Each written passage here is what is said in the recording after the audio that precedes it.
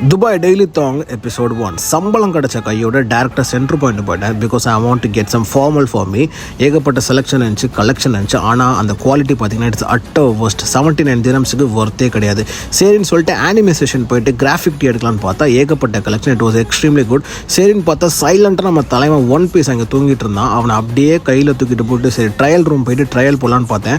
The fit was very குட்டுங்க. அதுவும் அந்த பேக் சைடு ஒரு மாடல் கொடுத்துருந்தானுங்க பாருங்கள், வேற level. And it was only 39 dirhams.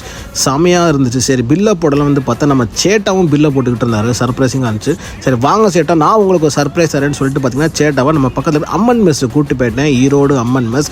இன்னைக்கு ஒரு புடிங்கிற மாதிரி மூடுக்கு வந்துட்டு நல்லா ஆர்டர் போட்டு ஃபஸ்ட்டு ஒரு கலக்கியை போட்டேன், நல்லா இருந்துச்சு. அப்படியே ஒரு கொத்து ஒன்று போட்டேன், அதுவும் தரமாக இருந்துச்சு.